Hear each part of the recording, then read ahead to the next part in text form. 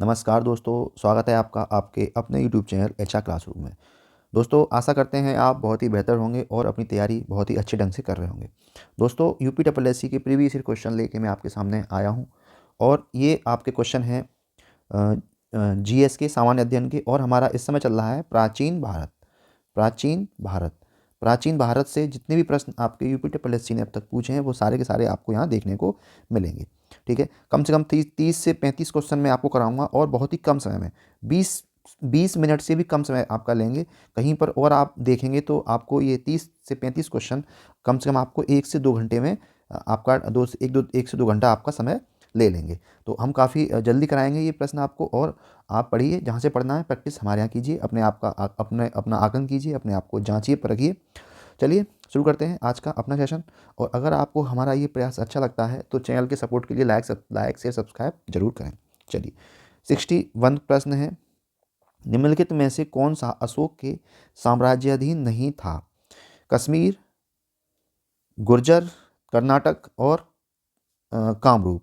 तो अशोक के जो साम्राज्य में नहीं आता था वो था आपका कामरूप।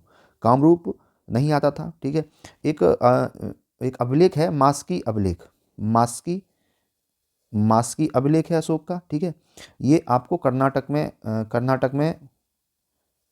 मिला था। ठीक है, कर्नाटक में मिला था। तो इस अभिलेख से ज्ञात होता है कि अशोक ने अपना साम्राज्य कर्नाटक का इससे ज्ञात होता है कि अशोक ने अपना साम्राज्य कर्नाटक तथा गुजरात तक गुर्जरा, ये गुर्जर नहीं है, ये गुर्जरा है, गुर्जरा तक विस्तृत था। ठीक है, कर्नाटक में था और गुजरा में भी था और आपका कश्मीर में भी था। ये आपका मास्की अभिलेख से पता चलता है जी। लेकिन कामरूप अच्छा, कामरूप क्या है? कामरूप असम का पुराना नाम है। असम का पुराना नाम है। असम को ही हम कामरूप कहते थे। तो असम पर यानी कामरूप पर अशोक का शासन नहीं था। ठीक है, अच्छा, ये जो कश्मीर पर अशोक का शासन था, ये बात साबित होती है। एक बुक है कल्हड़ की, राज तरंगिणी, एक राज तरंगिणी बुक है। ये लिखी है कल्हड़ ने लिखी है। शायद ये प्रश्न आगे मिलेगा आपको। तो इस बुक से पता चलता है कि कश्मीर पर भी अशोक का शासन था। ठीक है, काफ़ी इंफॉर्मेशन मिलती है हमें यहाँ पर। अगला प्रश्न है 62। बृहद सांची स्तूप किस काल से संबंधित है? कुषाण वंश, गुप्त काल, हर्षवर्धन काल या मौर्य काल? तो बृहद सांची स्तूप आपका मौर्य काल से संबंधित है। इसका जो निर्माण कराया था, बृहद सांची स्तूप का जो निर्माण कराया था वो कराया था सम्राट अशोक ने इसका निर्माण कराया था। लगभग तीसरी ईसा पूर्व इसका निर्माण कराया था। है कहाँ पर बृहद सांची स्तूप? ये है आपकी मध्य प्रदेश की राजधानी है भोपाल के निकट एक है रायसेन जिला, यानी रायसेन जिला कहाँ पर? एमपी में। कहाँ पर है ये? भोपाल के पास कई बार पेपर में पूछा गया है। नेक्स्ट प्रश्न है आपके सामने, बताइए इसका उत्तर क्या होगा। योग दर्शन के प्रवर्तक कौन थे? महर्षि जैमिनी, स्वामी रामदेव, महर्षि पतंजलि और महर्षि अरविंद। तो योग दर्शन के प्रवर्तक थे महर्षि पतंजलि थे। इनका जन्म गोनिया में हुआ था और माना जाता है कि जो व्याकरण के जो विद्वान थे पाणिनि, उनके ये शिष्य थे। ठीक है, पतंजलि ने 3 ग्रंथ लिखे थे। महर्षि पतंजलि 3 ग्रंथ लिखे थे। पहला है आपका योग सूत्र लिखा था, महाभाष्य लिखा था और आयुर्वेद पर एक ग्रंथ लिखा था। ये 3 ग्रंथ महर्षि पतंजलि के द्वारा लिखे गए थे। नेक्स्ट प्रश्न है प्रश्न संख्या, ये आपका वीडियो में आया हुआ प्रश्न है। इसमें कह रहा है कि दी गई जानकारी से राजवंश की पहचान कीजिए। कौन सा राजवंश था? चलिए, पुष्यमित्र ने इस वंश की स्थापना की थी। ओके, तो पुष्यमित्र ने इस वंश की स्थापना की थी, बिल्कुल सही है। शुंग वंश की स्थापना की थी। ठीक है, आगे पढ़ लेते हैं। उनके प्रभुत्व दक्षिण में नर्मदा नदी से तट पर फैले हुए थे और पाटलिपुत्र, अयोध्या और बिरसा के शहर शामिल थे। उन्होंने 2 अश्वमेध बलिदान किए। उन्होंने बैक्ट्रिया राजा डेमेट्रियस को हराया, बिल्कुल सही बात है। और राजवंश का 5वां राजा भागभद्र था। पतंजलि का गौरव ग्रंथ महाभाष्य इस समय के दौरान लिखा गया था। तो ये कौन थे? ये शुंग वंश थे। ठीक है, अच्छा, मौर्य वंश के जो अंतिम राजा थे बृहदद, उनके सेनापति थे। कौन? पुष्यमित्र। पुष्यमित्र उनके सेनापति थे, मौर्यों के सेनापति थे। ठीक है, उनकी हत्या करके इन्होंने शुंग वंश की स्थापना की है। नेक्स्ट प्रश्न है दोस्तों आपके सामने, प्रश्न संख्या 65। प्राचीन भारत के महान व्याकरणविद पतंजलि किसके समकालीन थे? चंद्रगुप्त मौर्य, अशोक, पुष्यमित्र शुंग या वासुमित्र? तो महान व्याकरण पतंजलि पुष्यमित्र शुंग के समकालीन थे। इन्हीं के काल में इन्होंने अपनी जो बुक है, जो अभी बताया था, महाभाष्य, महाभाष्य की रचना की है। किसके काल में? पुष्यमित्र शुंग के काल में। ठीक है, कुछ और इन्फॉर्मेशन ले लेते हैं। जो शुंग वंश के संस्थापक थे पुष्यमित्र शुंग, इनके राजपुरोहित कौन थे? आपके पतंजलि, पतंजलि थे। ठीक है, और एक इन्फॉर्मेशन और है इसमें जो कहा गया है पिछले प्रश्न में कि दो बार इन्होंने दो बार, यहाँ कहीं लिखा होगा, उन्होंने बलिदान दिए, उन्होंने 2 अश्वमेध यज्ञ किए। तो जो 2 अश्वमेध यज्ञ कराए थे वो भी पतंजलि ने ही कराए थे। पतंजलि ने ही कराए थे। दोनों अश्वमेध यज्ञ पुष्यमित्र शुंग के पतंजलि ने ही कराए थे। ये इनके राजपुरोहित थे। अगला प्रश्न है दोस्तों, प्रश्न संख्या 66। कनिष्क प्रथम के शासनकाल के दौरान कौन सा प्रसिद्ध आयुर्वेद विद्वान रहता था? पाराशर, सुश्रुत, चरक और धन्वंतरी? तो कनिष्क के शासनकाल के दौरान जो आयुर्वेद का विद्वान था वो थे हमारे चरक। कौन थे? चरक। ठीक है, ये जो चरक थे वो कुषाण राज्य के राजवैद्य थे। इन्हें आयुर्वेद के पितामह के रूप में भी जाना जाता है। चरक संहिता इन्होंने लिखी है, जो कि आयुर्वेद का ग्रंथ है। कौन? चरक संहिता। चरक संहिता लिखी है जो कि आयुर्वेद का ग्रंथ है। ठीक है, अच्छा, ये कुषाण वंश के संस्थापक कौन थे? कनिष्क प्रथम। ये कुषाण वंश के संस्थापक थे। ठीक है, नेक्स्ट है 67। कुषाण मूलतः कहाँ के निवासी थे? मध्य एशिया, चीनी तुर्किस्तान, तिब्बत या फिर ईरान के? तो जो कुषाण थे वो मूलतः निवासी थे चीनी तुर्किस्तान के। चीनी तुर्किस्तान के निवासी थे। ये जो भारत में आए तो इन्होंने अपना जो इनका एक शासक था महत्वपूर्ण, उनका नाम था कनिष्क। उन्होंने इस वंश की स्थापना की थी और इन्होंने राजधानी बनाया कुषाणों ने, वो बनाया पेशावर। ये कई बार पूछा है, पेशावर व मथुरा। पेशावर और मथुरा, इन 2 शहरों को अपनी राजधानी बनाया था। और इनके जो महत्वपूर्ण शासक थे वो थे कनिष्क। अभी काफ़ी ज़्यादा इन्फॉर्मेशन मिलेगी आपको। ठीक है, नेक्स्ट प्रश्न है आपका गुप्त एवं गुप्तोत्तर साम्राज्य से 68। निम्नलिखित में से किस शासक के दरबार में बहुत से विद्वानों को नवरत्न के रूप में अलंकृत किया गया था? चंद्रगुप्त द्वितीय, इनमें से कोई नहीं, श्रीगुप्त, समुद्रगुप्त? कौन से थे? तो नवरत्न की जो प्रथा थी, नवरत्न को अपने दरबार में अलंकृत किया था, वो किया था आपके चंद्रगुप्त द्वितीय ने। चंद्रगुप्त द्वितीय ने किया था। इनमें कौन कौन से थे नवरत्न? 9 व्यक्ति थे। ठीक है, इनमें आपके धनवंतरी थे, ठीक है, छपड़क थे, अमर सिंह थे, ठीक है, शंकु थे, ठीक है, घटक पर थे, ठीक है, कालिदास भी यहीं पर थे, कालिदास थे, बेताल भट्ट भी थे, ठीक है, बारह मेहर भी थे। ठीक है, ये थे आपके चंद्रगुप्त द्वितीय का जो दरबार लगता था, कहाँ पर? उज्जैन में। ठीक है, उज्जैन में थे। चंद्रगुप्त विक्रमादित्य भी कहा जाता है इन्हें। चंद्रगुप्त द्वितीय ने ही चंद्रगुप्त विक्रमादित्य की उपाधि दी थी। तो ये उज्जैन में इनके नवरत्नों में से एक थे। 69 प्रश्न है, हर्षवर्धन के शासनकाल के दौरान निम्नलिखित में से कौन सी नई राजधानी थी जो थानेश्वर से स्थानांतरित हुई थी? कुरुक्षेत्र, मगध, पाटलिपुत्र और कन्नौज? तो सही विकल्प है आपका, वो है विकल्प डी। कौन सा? कन्नौज। ठीक है, हर्षवर्धन प्राचीन उत्तर भारत का एक सम्राट था जिसने पुष्यभूति वंश, इनका जो वंश था वो था पुष्यभूति। कई अब पूछा गया है हर्षवर्धन का वंश कौन था तो था पुष्यभूति। ठीक है, और इन्होंने अपनी राजधानी थानेश्वर से स्थानांतरित की थी। कहाँ पर? कन्नौज। नेक्स्ट है प्रश्न 70। निम्नलिखित में से किस शासक के दरबारी कवि हरिशयन थे? इनमें से कोई नहीं, चंद्रगुप्त, समुद्रगुप्त, स्कंदगुप्त या फिर कुमारगुप्त? तो हरिशयन दरबारी कवि थे, वो थे किनके? चंद्रगुप्त के। चंद्रगुप्त के दरबारी कवि थे कौन?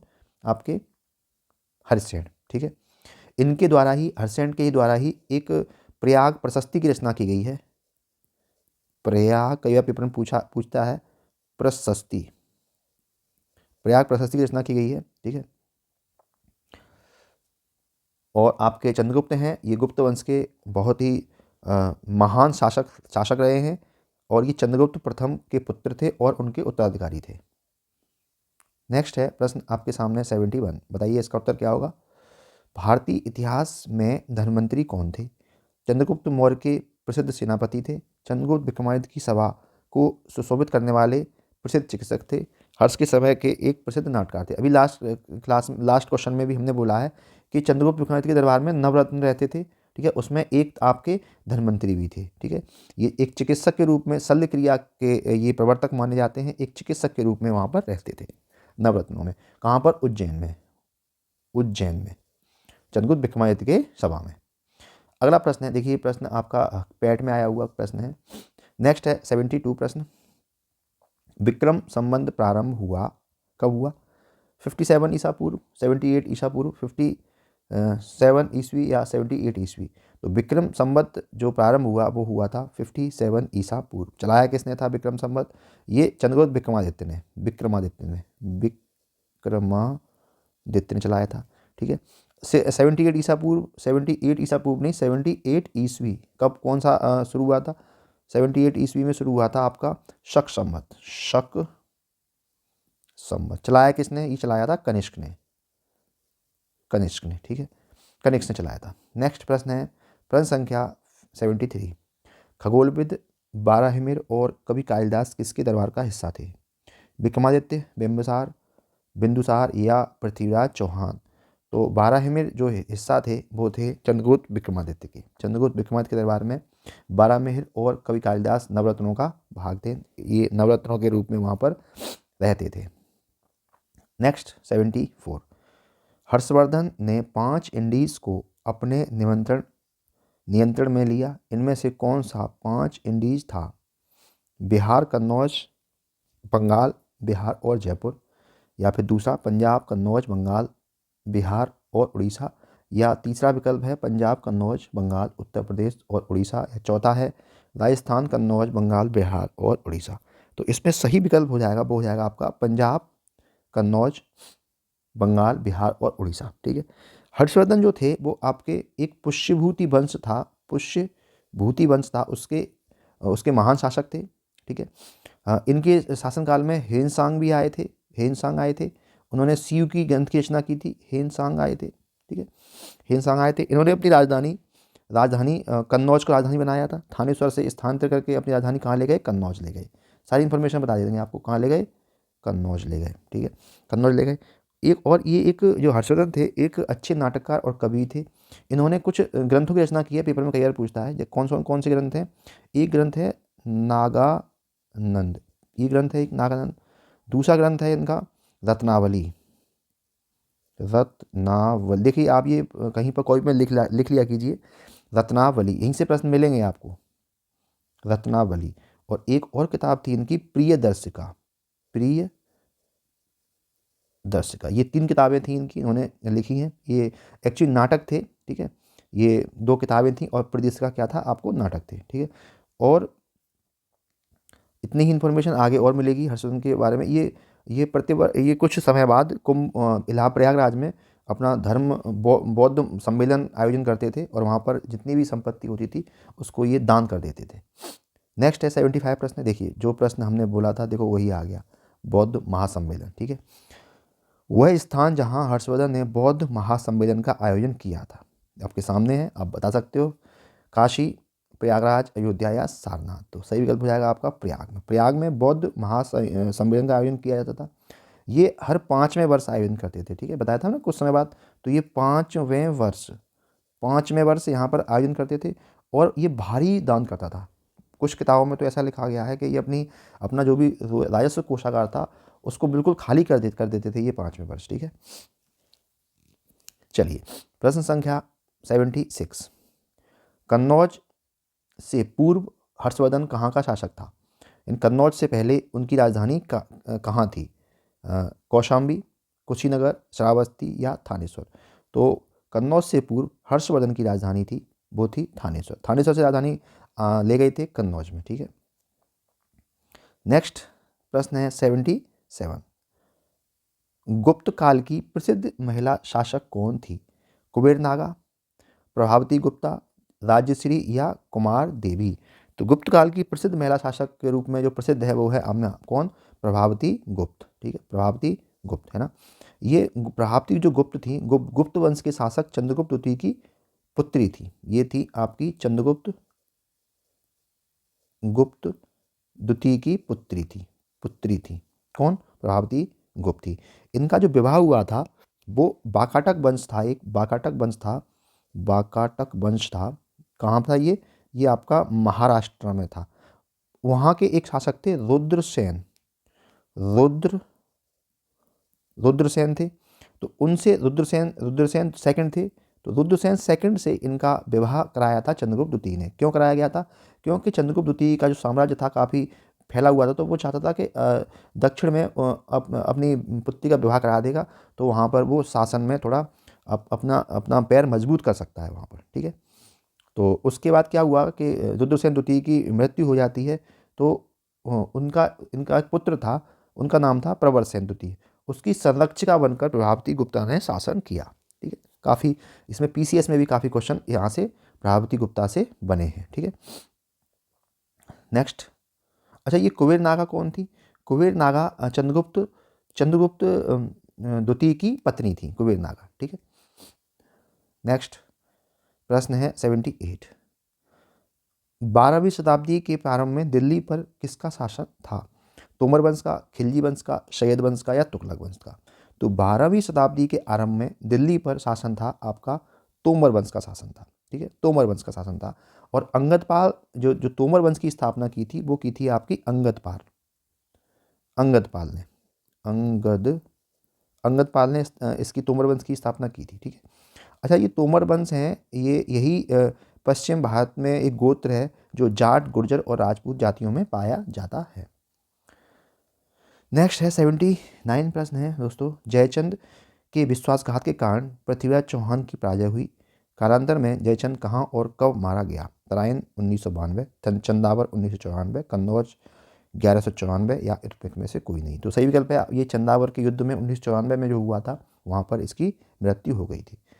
तराइन 1992 के युद्ध में जयचंद ने साथ नहीं दिया था पृथ्वीराज चौहान का, क्योंकि जयचंद की पुत्री का अपहरण कर लिया था पृथ्वीराज चौहान ने। इसीलिए यहाँ से ही विदेशी आक्रमणकारियों के लिए भारत के द्वार खुल गए थे। 80वां प्रश्न है, निम्नलिखित में से कौन से वंश ने भारत के दक्षिण भाग पर शासन नहीं किया? चेर ने बिल्कुल किया है, पांड्या ने बिल्कुल किया है, चोलों ने बिल्कुल किया है, लेकिन राजपूतों ने नहीं किया। राजपूतों ने बिल्कुल नहीं किया है दक्षिण भारत में शासन। नेक्स्ट है 81वां प्रश्न। पाल साम्राज्य भारत के किस जिले से संबंधित है? पश्चिमी, पूर्वी, दक्षिणी या उत्तरी? तो पाल साम्राज्य है, बहुत ही इंपॉर्टेंट प्रश्न है, ये आपके पूर्वी हिस्से से संबंधित है। ठीक है, मध्यकालीन भारत का एक महत्वपूर्ण राजवंश था। ठीक है, इसकी स्थापना, जो पाल वंश की स्थापना थी वो की थी किन्होंने? गोपाल ने की थी। गोपाल ने की थी, पेपर में आ सकता है, गोपाल ने की थी, पहला पॉइंट। दूसरा है पाल वंश का जो सबसे प्रतापी शासक था वो था धर्मपाल था। ये वही धर्मपाल है जिसने विक्रमशिला विश्वविद्यालय की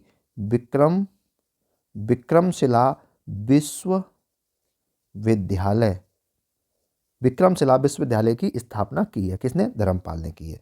और सबसे इम्पोर्टेंट फैक्ट है जो तीसरा मैं बता रहा हूँ वो क्या है कि पाल साम्राज्य की जो राजधानी थी वो बहुत पेपर में मतलब आ सकती है, बहुत इंपॉर्टेंट लग रहा है मुझे। ये थी राजधानी मुंगेर राजधानी थी। ठीक है, इसका प्रतापी शासक था, सबसे मुख्य शासक था वो धर्मपाल था। इसी ने विक्रमशिला विश्वविद्यालय की स्थापना की थी। और पाल वंश का जो संस्थापक था वो था गोपाल। मैंने कितने सारे फैक्ट आपको यहाँ पर करा दिए हैं। नेक्स्ट प्रश्न है 82। पाल वंश का पहला शासक कौन था? तो पहला शासक कौन था? वही होगा जिसने स्थापना की थी। वो कौन है आपके? गोपाल, एक योग्य और कुशल शासक था। ठीक है, नेक्स्ट है 83 प्रश्न। निम्नलिखित में से कौन सा शिव मंदिर चोल शासकों के संरक्षण में नहीं बनाया गया था? नटराज मंदिर, गौडेश्वर मंदिर, पलाईवत्थार मंदिर या बृहदेश्वर मंदिर? तो इसमें सही विकल्प हो जाएगा गोडेश्वर मंदिर। ये चोल शासकों के संरक्षण में नहीं बनाया गया था। बाकी नटराज मंदिर और ये तंजावुर का मंदिर और ये गंगई कोंड का ये बृहदेश्वर मंदिर, ये सारे के सारे आपके चोल शासकों के संरक्षण में बनाए गए थे। ठीक है, नेक्स्ट प्रश्न है प्रश्न संख्या 84। महोदयपुरम के चेर साम्राज्य में बोली जाने वाली संभावित भाषा क्या थी? बहुत अच्छा प्रश्न है, बहुत इंपॉर्टेंट प्रश्न है। यानी चोल साम्राज्य में, है ना, महोदयपुरम के चेर साम्राज्य में, क्वेश्चन ये है चेर साम्राज्य में कौन सी भाषा बोली जाती थी, मतलब संभवतः बोली जाती थी? मलयालम, तमिल, संस्कृत या फारसी? तो फारसी तो होगी नहीं, ठीक है, और संस्कृत भी नहीं होगी, तमिल और मलयालम में से एक होगा। तो आपका सही विकल्प है आपका मलयालम भाषा बोली जाती थी। नेक्स्ट प्रश्न है 85। अभी हमारे पास 4-5 प्रश्न और हैं। 85, सिंचाई के लिए 16 मील लंबी चोल झील का निर्माण इनमें से किस चोल शासक ने करवाया था? अधिराज, राजेंद्र प्रथम, राजराज प्रथम या इनमें से कोई नहीं? तो ये कराया था हमारे राजेंद्र प्रथम ने। नेक्स्ट है, अच्छा, ये जो झील था, ये जो झील थी चोल झील, इसको चोल मंडलम झील भी कहते हैं। क्या कहते हैं? चोल मंडलम झील भी कहते हैं। नेक्स्ट है 86, कौन सा साहित्य संगम साहित्य के रूप में प्रसिद्ध है? तमिल साहित्य, वैदिक साहित्य, उर्दू साहित्य, संस्कृत साहित्य? तो ये तो है ही नहीं, तमिल साहित्य आपका संगम साहित्य के रूप में प्रसिद्ध है। नेक्स्ट प्रश्न है 87, चोल अभिलेखों के अनुसार जैन सभाओं को दान में दिए जाने वाले भूमि को क्या कहा जाता है? बेलांदगाई, शालाभोग, पल्लीच्छदनम या ब्रह्मदेव? तो ये कहा जाता है पल्लीच्छदनम। ठीक है, पल्लीच्छदनम कहा जाता है। ठीक है, वेलानवगाई ये कहा जाता है गैर ब्राह्मण जो थे उनको, गैर ब्राह्मण किसान स्वामी की भूमि थी, यानी जो ब्राह्मण नहीं थे, है ना, उनकी भूमि को कहा जाता था बेलानवा बताई। ठीक है, अच्छा, शालाभोग कहा जाता था कि कोई विद्यालय होता था उसके रखरखाव के लिए जो भूमि दी जाती थी, है ना, विद्यालय के रखरखाव के लिए जो मेंटेनेंस के लिए जो भूमि दी जाती थी उसको शालाभोग कहते थे। ठीक है, और ब्रह्मदेव क्या था? ये ब्राह्मणों को उपहार ब्राह्मणों को उपहार दिया जाता था, उसे हम ब्रह्मदेव कहते थे। ओके, ये वीडियो में आया हुआ प्रश्न है, काफ़ी डीप प्रश्न पूछा है यहाँ से, ये चोल प्रशासन से संबंधित प्रश्न है। नेक्स्ट है 88, प्रसिद्ध संस्कृत ग्रंथ लीलावती किस विषय पर लिखा गया है? नागरिक शास्त्र, भूगोल, गणित या अर्थशास्त्र? तो ये लिखा गया है किस पर? ये लिखा गया है लीलावती ग्रंथ गणित पर, ये गणित पर लिखा गया है। ठीक है, और ये लिखा किसने है? ये लिखा है हमारे प्राचीन गणितज्ञ भास्कर द्वितीय द्वारा, भास्कर सेकंड द्वारा ये लिखा गया है। नेक्स्ट है 89, मालिका अग्निमित्रम पुस्तक किसके द्वारा लिखी गई है? भारवी, डांडी, भास या कालिदास? तो ये लिखी गई है कालिदास के द्वारा लिखी गई है मालिका अग्निमित्रम। ठीक है, अच्छा, कुछ और देख ले रहे हैं क्वेश्चन इससे संबंधित। जैसे डांडी ने एक किताब लिखी है 10 कुमार चरितम लिखी है। ठीक है, डांडी ने। महाकवि भारवी ने लिखी है किरातार्जुनीयम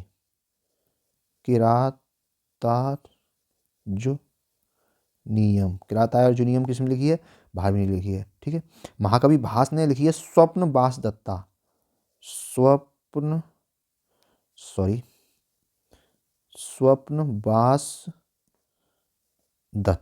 ये लिखी है किसने?